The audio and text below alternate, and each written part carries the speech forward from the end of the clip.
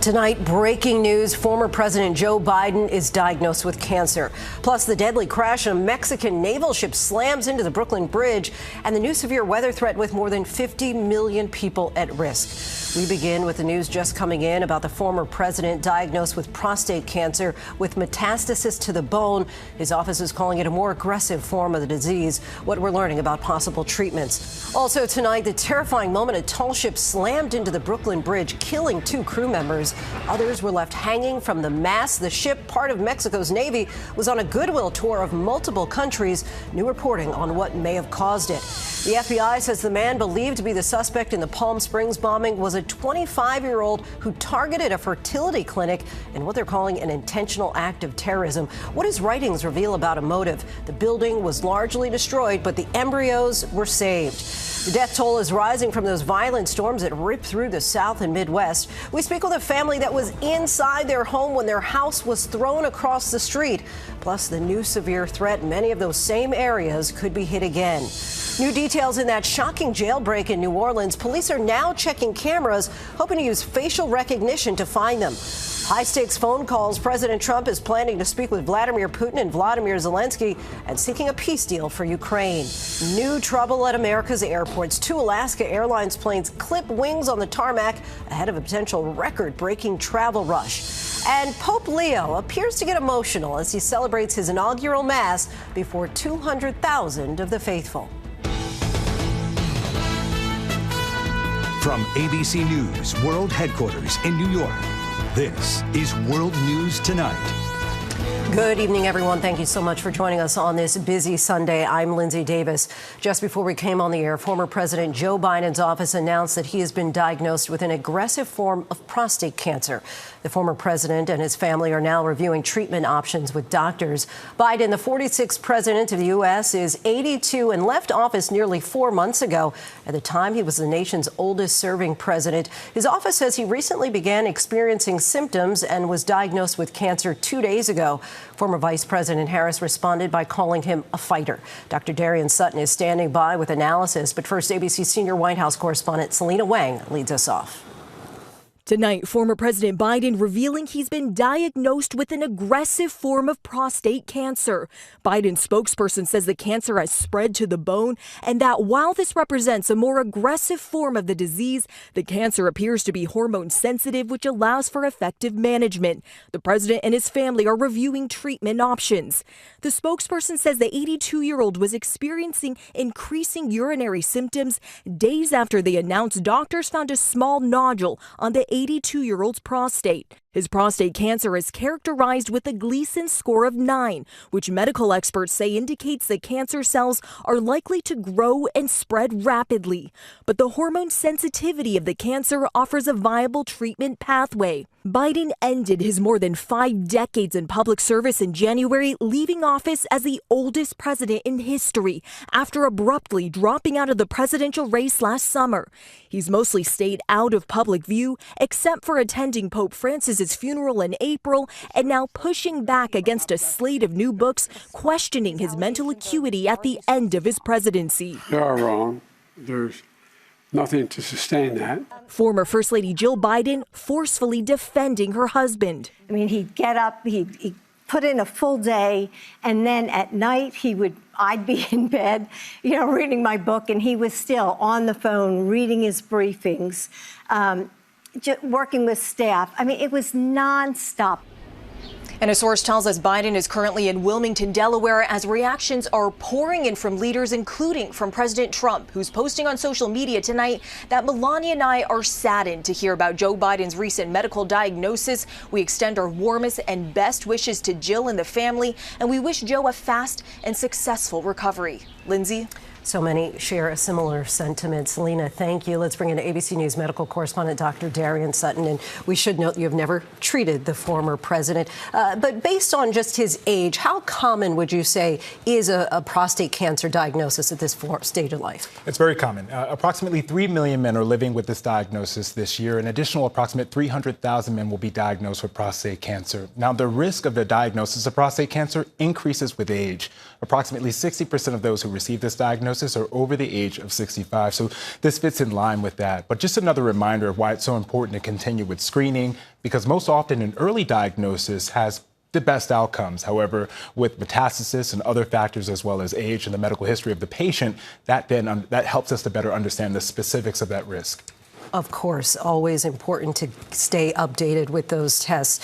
Give us a sense, because we do know that the president's office released a few details, including that he had metastasis to the bone, also a Gleason score of 9. Explain what that means. Yeah, so, we'll presume that there was a biopsy done between when we found, or when he found, that he had a nodule between that and his diagnosis. And during that biopsy, a pathologist, a physician who looks at the cells that are removed from the body to better understand how abnormal they are, creates a score. And the higher the score, the more abnormal the cells are in the realm of prostate cancer. Now, a score from 8 to 10 is a more aggressive, more likely to spread, and the president has received a Gleason score of 9. But beyond that, Lindsay, additional testing is done, not only to understand how spread of that cancer is, which is how we understand that it has metastasized or spread to the bone, but also hormone testing. Testosterone and other like hormones can stimulate the growth of cancer cells.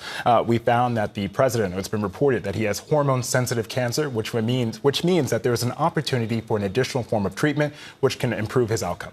So appreciate you walking us through this diagnosis, Dr. Sutton. Thank you. And now to the investigation into the crash of the Brooklyn Bridge. A Mexican Navy tall ship slammed into the iconic structure, killing at least 2 people. More than a dozen others were injured. Several members of the crew who had been on the mast before they hit the bridge were suspended helplessly in midair. ABC's Rhiannon Alley has more. Tonight, the terrifying moments when this Mexican Navy tall ship carrying nearly 300 people slammed into the Brooklyn Bridge, killing 2 crew members and injuring more than a dozen. We're about to watch it crash into the Brooklyn Bridge. Dramatic videos from land capturing the moment it happened at about 8:20 Saturday night. The captain that was maneuvering the ship lost, power of the ship. You can see it traveling backwards when the masts hit the bridge, one after another. Onlookers watching in disbelief. We thought it was maybe going to go under the Brooklyn Bridge at the highest point, so it would avoid striking the mast, but then we noticed it was going backwards. And it kept coming and coming and coming. And I just remember thinking, wow, this is so odd, it's getting too close. And then it crashed. First responders rushing to the scene to aid the injured.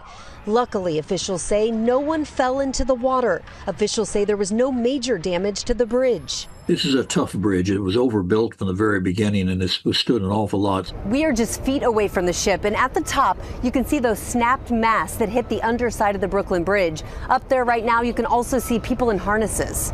NTSB investigators among those now on the scene. What the NTSB is going to do is treat this exactly like they would an air accident. They're going to take a look at everything. This crash brings back memories of March 2024, when a cargo ship slammed into the Francis Scott Key Bridge in Baltimore after it lost power, causing a catastrophic collapse. 6 construction workers were killed. This ship arrived in New York just last week for a goodwill tour, and officials say it was headed to Iceland when it crashed, and now investigators are trying to figure out exactly how this could have happened. Lindsay? Rhiannon, thank you. Tonight, the FBI is identifying the suspect they say is behind the explosion at a fertility clinic in Palm Springs, California. They believe 25-year-old Guy Edward Bartkus was killed in the blast. And tonight, what authorities are saying about a possible motive. ABC's Jacqueline Lee reports from Palm Springs. Tonight, the FBI revealing who they suspect was behind the car explosion, seen here rocking a Palm Springs fertility clinic. We are fairly confident that that subject is Guy Edward Bartkus, 25-year-old, and this was a targeted attack against the IVF facility. The blast collapsing buildings, blowing out windows, killing the suspect and injuring 4 others. Authorities saying it was an act of terrorism and calling Bartkus nihilistic. We were able to save all of the embryos at this facility. Good guys 1, bad guys 0. In writings reviewed by ABC News, Bartkus believed the world should not be populated. The U.S. Attorney in Los Angeles describing the writings as a, quote, anti-pro-life manifesto. Is that part of the investigation and a possible planned attack? We are looking through that. We are tracking a possible manifesto out there, and it's part of our ongoing investigation. Nima Tabrizi was nearby and saw the blast. Our initial reaction was, wait a minute, this isn't normal. Definitely sounded like a sonic boom. Even my girlfriend didn't believe me at first, and I was like, that's a human body part. The car explosion crumbling parts of this fertility clinic. This debris field spans more than 250 yards in all directions. The contents of the building is spread over all 5 lanes of traffic. The American Reproductive Center writing in a statement, "We are immensely grateful to share that no members of the ARC team were harmed. Authorities finding the suspect's body near the charred car on scene." Lindsay, authorities confirmed the suspect tried to live stream the explosion. Officials executed a search warrant at his home in the city of 29 Palms. And of course, the investigation is ongoing. Lindsay. Jacqueline, thank you. Now to the devastation in parts of the Midwest and South with more severe weather on the way. Entire city blocks in St. Louis now reduced to rubble. At least 5 people are confirmed dead in the city. And the death toll across the worst hit states has risen to at least 28. ABC's Alex Stone reports tonight from London, Kentucky. Tonight, the frightening image. This deadly twister tearing through southeast Kentucky.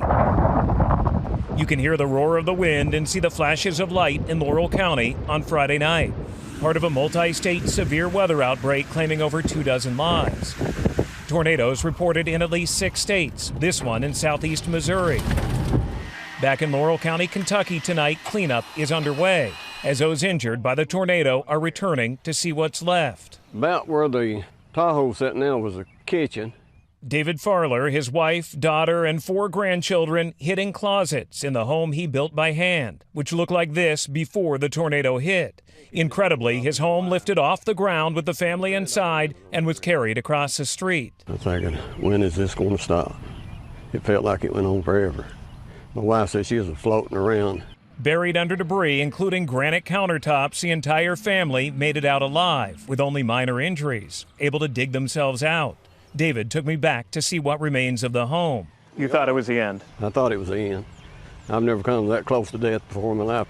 At least 19 people killed in this state, 17 in the county alone. Each a child of God, missed by their family that have people mourning them right now. And tonight, we're learning some of their names. Major Leslie Roger Leatherman of the Laurel County Fire Department was fatally injured while responding to the tornado. The department writing, his courage, commitment, and sacrifice will never be forgotten. In Missouri, the city of St. Louis also hit hard. An estimated 5,000 buildings impacted there, 5 people losing their lives in the city, more than 3 dozen injured. And Lindsay, this is where that family home once stood that blew down the street, the SUV where their kitchen was, and this area is bracing for more severe weather later this week. Lindsay. Our hearts certainly go out to those families, Alex. Thank you. And now, as you mentioned, a new severe weather threat is targeting millions again this week. These images from this afternoon show a tornado moving near the Denver airport. Tornado watches are in effect from Texas to Nebraska. Let's bring in WABC meteorologist Danny Beckstrom from our New York station. Danny, what's the greatest risk tonight? Large tornadoes, Lindsay, and this new multi-day severe weather threat is first focused over the plains tonight. Taking a look at the map, Texas up to Nebraska, bracing for severe storms with the greatest concern for strong tornadoes, as I just said. In the area shaded in red, including Wichita, that's under a level 4 out of 5 risk. Tomorrow, many of these same cities stay in the threat zone, but it also spreads east into much of Missouri, including St. Louis, still dealing with Friday's damage. A wide area at risk for very large hail and strong tornadoes. Tuesday, the threat shifts east again, with numerous severe storms expected from northern Louisiana into nearly all of Kentucky, where they're bracing for the second round in just a matter of days. Lindsay? No rest for the weary. Danny, thank you. We're learning more tonight about the brazen jailbreak by 10 inmates in New Orleans. An urgent manhunt is underway for the 7 men still on the loose. ABC's Faith Abube reports from New Orleans. Faith, tell us what you're learning. Lindsay, investigators are facing mounting pressure to recapture the 7 remaining fugitives who escaped from this jail about 2 miles from the French Quarter here in New Orleans, the heart of New Orleans tourism. Some of those on the run are murder suspects, and tonight officials are doing their best to reassure the public that they're throwing all resources at this investigation, including facial recognition cameras. Now, the nonprofit that is behind those cameras tell us that some of their cameras did help capture one of the escaped inmates, but another one did get away during the hours-long delay in alerting the public. Lindsay. Certainly a lot of urgency to capture them. Faith, thank you. Now to efforts at peace in Ukraine. President Trump is set to talk to Russian President Putin tomorrow and Ukraine's President Zelensky. The calls will come after Russia launched its largest drone attack yet overnight. At least one person was killed. ABC's Lama Hassan joins us. Now, Lama, we are just learning that President Zelensky met today with the vice president. What can you tell us about that? Yeah, that's right, Lindsay. For the first time since that blistering blow-up in the Oval Office, President Zelensky meeting with Vice President J.D. Vance on the sidelines of Pope Leo's inauguration. They were seen shaking hands. Zelensky also meeting the Pope, thanking him for the Vatican's offer to hold talks between Kyiv and Moscow. President Trump saying he will call President Putin at 10 a.m. tomorrow. This is a crucial call. The stakes are high. He believes a ceasefire will take place. Trump will then speak with President Zelensky and NATO leaders. This comes after a diplomatic push for peace in Istanbul, holding direct talks for the first time in 3 years. Both sides agreeing to exchange 1,000 prisoners of war. The two sides still far apart on key issues, but what they did agree on is to continue talking. Lindsay. Perhaps a sign of progress. Lama, thank you. There's so much more ahead on World News Tonight this Sunday, including a dangerous incident at the Seattle airport and the dramatic come-from-behind win in one of horse racing's biggest events. Next tonight, new concerns about safety in the skies, including an incident between two Alaska airline planes in Seattle. Here's ABC's Christiane Cordero. As millions of people prepare to hit the sky for the record-breaking Memorial Day travel rush, tonight the FAA is investigating how two Alaska Airlines jets clipped wings at a Seattle airport. No injuries reported. Passengers on the two packed California-bound flights forced to deplane and board other aircraft. It comes as ABC News has learned of another close call earlier this month, this time at New York's LaGuardia Airport, one of the nation's busiest. An American Eagle jet cleared for takeoff and bound for Buffalo, New York, full of passengers racing down the runway when air traffic controllers tell the pilot to abort. Circuit 4736, stop. The jet stopping just over 1,000 feet from a United flight taxiing on the same runway. Air traffic control apologizing for the confusion. Sorry about that. I thought United had cleared well before that. The incident adding to a series of air traffic control related incidents, including tech outages at a facility in Denver and one in Philadelphia that manages airspace for Newark's Liberty Airport. Controllers and pilots unable to communicate with each other for nearly 90 seconds. And Lindsay, today another incident, this time at Houston's Hobby Airport. Its air traffic control tower ran on a backup generator for about an hour this afternoon during a power outage. Flights were delayed. The FAA is investigating. Lindsay? More concern in the skies there, Christiane. Thank you. When we come back, the emotional ceremony at the Vatican as a Chicago native celebrates his inaugural Mass as Pope.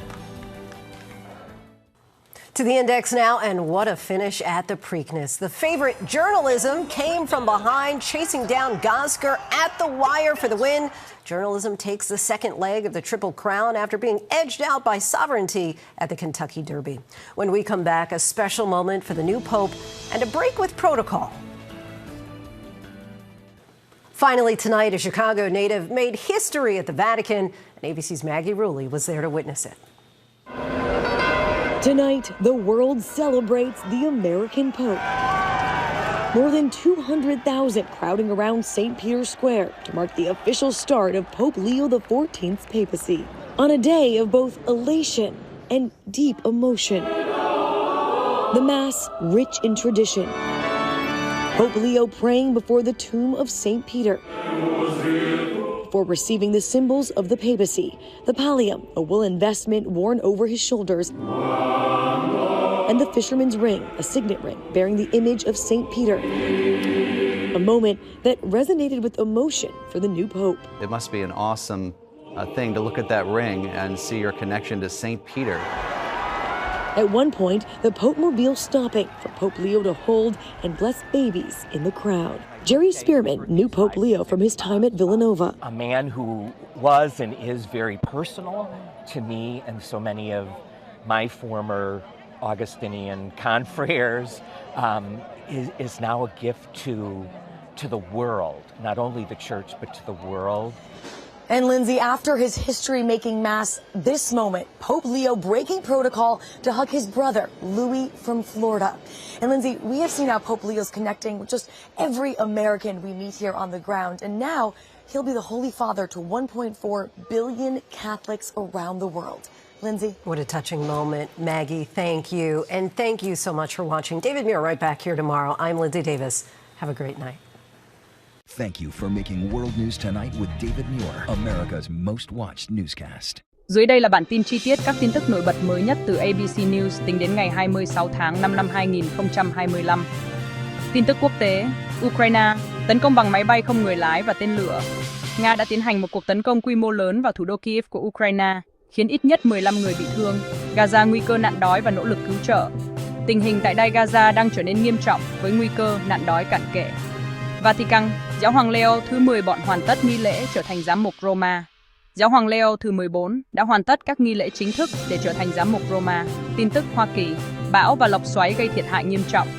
Ít nhất 28 người thiệt mạng khi các cơn bão và lốc xoáy quét qua từ vùng Trung Tây đến Bộ Đông Hoa Kỳ. Chính trị căng thẳng thương mại gia tăng. Cựu Tổng thống Donald Trump đe dọa áp thuế 25% đối với Apple và 50% đối với hàng hóa từ Liên minh châu Âu.